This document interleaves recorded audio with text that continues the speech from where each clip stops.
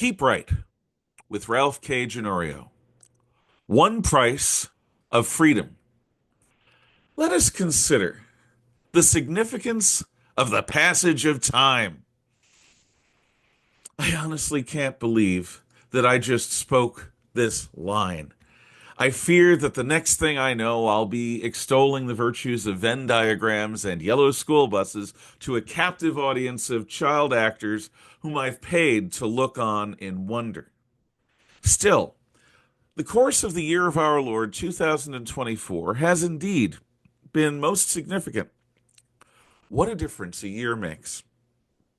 As the 2024 year dawned, a still shielded Joe Biden seemed poised to win a second presidential term. Establishment factions within both parties, as well as the federal bureaucracy, had already managed to marginalize Donald Trump once, engineering his apparent defeat in 2020. These groups had every reason to be confident that they could repeat their success in 2024. Americans seemed ready to turn to them for leadership instead of to the man these groups had demonized as being too obnoxious, undisciplined, and vain to be trusted with power. Indeed, they planned to make Trump into a felon by any means necessary, and castigated both Trump and his Make America Great Again supporters as being racist, sexist, homophobic, deplorables who are an existential threat to our democracy. That line about the significance of the passage of time was a signature expression of the subgenius who the Democrats eventually ran as their candidate. After an internal power struggle set Biden up to be exposed as no longer being fit for president in a nationally televised debate, Kamala Harris was selected as their nominee. Without earning a single primary vote in either 2020 or 2024, the Obama apparatchiks, who still run the Democratic Party, organized a palace coup. Without a hint of political acumen, this empty vessel of a vice president still won 75,009,338 votes. That's 48.4% of the popular vote. President-elect Trump only earned 2,288,383 more votes in a nation of close to 350 million souls. The margin of victory was a mere 0.65% of the total United States population. Among the 152,307,059 votes cast, the margin of Trump's victory was only 1.5%. These numbers do ignore the mysterious 529 additional votes that Joe Biden was credited with in his 2020 tally of 81,268,867 votes. One wonders where these voters, more than the population of the state of Missouri, vanished to in the past 4 years. Another mystery is where they came from in the first place, given the Hillary Clinton tally of 65,853,514 votes from 2016. The legitimacy of the Biden victory in 2020 remains very much in question.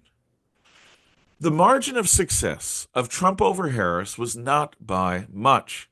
Yes, it is more than a margin that was more of a margin than was won by any modern Republican except for Ronald Reagan in 1984 and Richard Nixon in 1972. However, given that Harris was such an abysmally bad campaigner and such a profoundly flawed candidate, I'm alarmed that Trump's victory margin was so narrow, not much greater than just over 1% of cast ballots. This past election was a close-run thing. Harris vote totals suggest the ongoing potency of the Democrat Party electoral machine. The Democrats have enjoyed structural advantages built into our system since the New Deal of the 1930s, or at least the Great Society welfare programs of the 1960s. This could be made even worse If they succeed in giving voting citizenship to the 20 million illegal aliens that they have smuggled into this country over the past 4 years. Also, while Trump seems untouchable right now, he is only a single individual. He cannot run again for the presidency in 2028, and even if he could, his age and health would limit his capabilities. There is no guarantee that the MAGA agenda will remain the Republican core ethos going forward after Trump. The Bush, McCain, Romney faction of moderates, as well as so-called conservative never-Trumpers, retain both their money and their positions of influence in Republican circles. The only surety that could perpetuate the Trump and MAGA revolutions into the future beyond 2028 is us.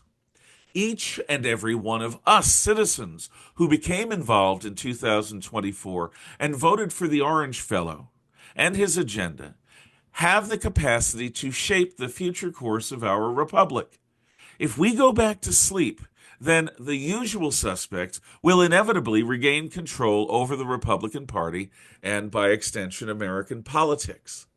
If we let them, they will revert Republican default settings back to country club rather than where they should be, on Main Street. Such a rhino party cannot win, and its milquetoast incrementalism really does not deserve victory. If we let them resume control, we genuine conservatives will suffer intensifying marginalization and persistent defeat. The Republican Party and the MAGA movement is both Donald Trump's and ours for the moment. Let us go forward and remain involved in order to perpetuate our influence. Remember that one price of freedom is eternal vigilance.